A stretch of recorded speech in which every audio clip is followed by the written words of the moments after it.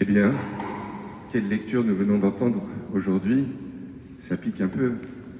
Et cet évangile, à la fois très théâtral et très intrigant en même temps, ils sont là, sur les routes de Galilée, Jésus et les 12, mais il faut rester discret. Jésus commence à leur annoncer ce qui va lui arriver. Il va mourir, 3 jours après, il va ressusciter. Eux, ça doit sûrement les intriguer, mais bon, ils n'osent pas trop demander ce qui va se passer. Hop, ils continuent leur chemin. On imagine que Jésus s'écarte un petit peu du groupe. Et eux, entre eux, là, ils se demandent un petit peu qui c'est qui va être le plus grand, le meilleur, quoi, pour la suite. Ils arrivent à la maison, à Capharnaüm, et Jésus qui leur fait comme ça, discrètement, « Vous discutez de quoi, là, en chemin ?» Alors eux, je les imagine bien. Hop, voilà, chacun a détourné un peu le regard.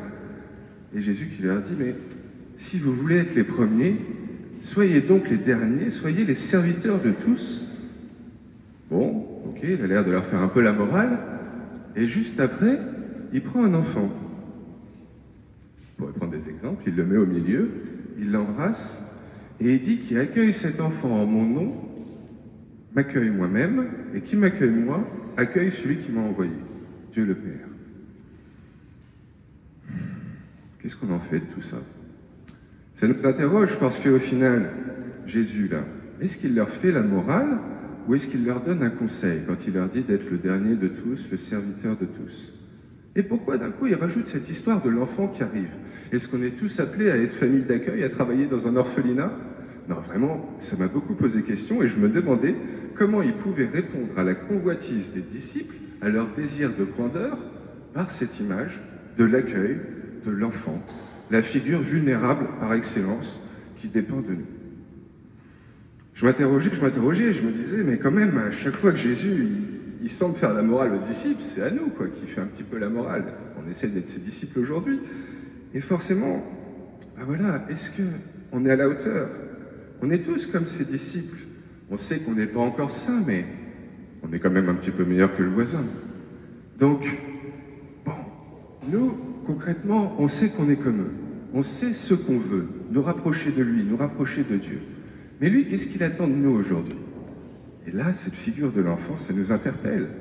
Comment devenir saint? D'habitude, on l'imagine par nos prières, réussir à percevoir sa volonté, essayer de la faire par nos œuvres de dévotion, de pénitence, par notre bonne morale du quotidien.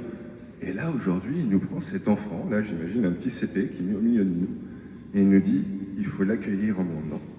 Ça, c'est se rapprocher vraiment de Dieu.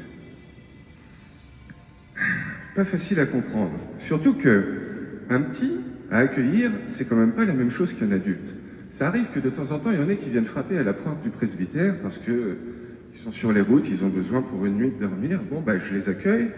C'est une contrainte sur le moment, mais le lendemain matin, à 7h, 7h30, ils sont plus là, ils reprennent leur chemin. Un enfant, j'imagine un petit CP, là, à 7h30, le lendemain matin, je le mets pas au pied de la porte du presbytère. C'est pas seulement le gîte et le couvert qu'il faut lui offrir. C'est tout. Prendre sur nos ressources, sur notre argent, sur notre temps, sur notre affectif. Devenir un parent pour lui. Devenir tout. Et la figure de l'enfant, je le disais un peu en préambule, c'est la figure du vulnérable par excellence, celui qui est en défense, sans défense, celui qui a besoin intégralement de nous. C'est aussi régulièrement des fois nos parents, quand ils prennent de l'âge, Jésus n'est-il pas en train de nous montrer qu'en fait, ce qui dans notre vie peut être peut-être la plus grande de toutes les contraintes, avoir à accueillir un enfant dans une vie, à prendre soin de lui, parce que c'est pas pour un soir, c'est pour 20 ou 30 ans qu'on en prend, toute la vie. Est-ce que cette contrainte qui est peut-être des plus immenses, c'est pas aussi la source de la plus grande des joies? Et est-ce qu'au fond, la plupart d'entre nous, on ne le fait pas? Alors, pour ceux qui sont parents, c'est évident. Ils ont eu des enfants, ils ont essayé de transmettre, comme ça, tout cet amour à leurs enfants. Mais combien d'entre nous essayons de faire la même chose à l'égard de nos parents, de nos voisins, de nos proches, qui n'ont plus que nous comme dernière et unique ressource? Oui, je crois qu'en fait, aujourd'hui, le Seigneur nous offre de nous rendre compte que peut-être, par ce pied tout simple, on fait déjà sa volonté. Je me suis vraiment attardé sur cette question d'accueillir l'enfant et je suis allé voir qu'est-ce que ça veut dire qu'accueillir, parce qu'il y a des fois des mots comme ça nous paraît évident, et quand on va chercher l'étymologie, c'est intéressant. Ça veut dire rassembler vers. N'est-ce pas ça qu'il valorise Jésus. Le fait qu'on rassemble vers, vu qu'il demande en plus d'accueillir en son nom, vers lui, rassembler ceux qui nous sont proches et qui sont vulnérables vers lui qui est tout amour, toute paix, toute miséricorde. N'est-ce pas ce que chacun d'entre vous, parents, vous avez essayé de faire avec vos enfants? N'est-ce pas ce que chacun d'entre vous qui prenez soin d'un ami, d'un voisin, d'un parent qui en a besoin, vous ne le faites pas déjà?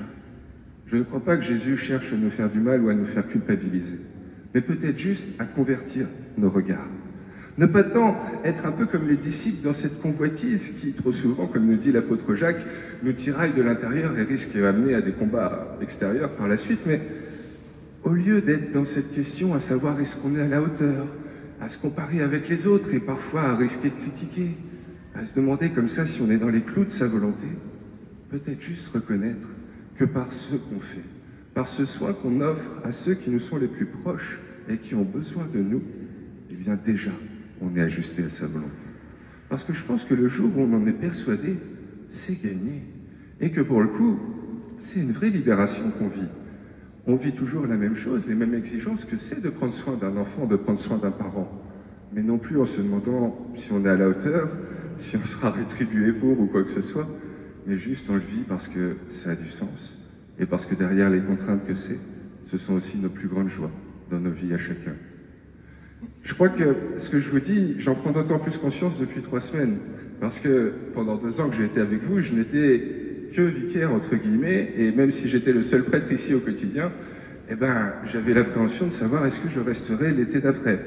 Et donc, je vivais la vie de prêtre avec ce que ça a de contraintes et aussi de merveilleuses joies, mais avec cette petite pression en plus de me demander toujours, bah voilà, est-ce que je vais être à la hauteur? Est-ce que l'évêque va accepter de me laisser là encore pour quelques années et tout?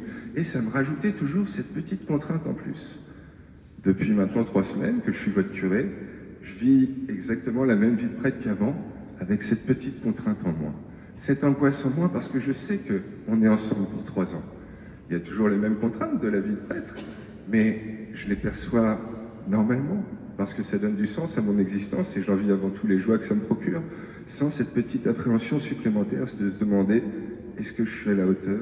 Est-ce que ce que je fais, ça lui convient? Je crois que c'est ça. Juste se rendre compte que par l'ordinaire de notre quotidien, par tout cet amour qu'on est capable de donner à nos prochains au sens évangélique, nos voisins, nos enfants, nos parents, ceux qui ont besoin de nous et qui n'ont plus que nous, on fait déjà sa volonté.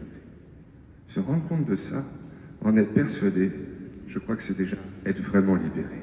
Et c'est pouvoir continuer de vivre ce qu'on a à vivre, cette existence avec toutes les exigences qu'elle implique, mais plus libre, juste dans la joie, le plaisir, la vérité et la liberté de savoir que nos désirs, ils sont ajustés. Peut-être juste, même si c'est pas forcément évident au quotidien, soyons-en convaincus. On fait déjà, au moins en partie, la volonté de Jésus.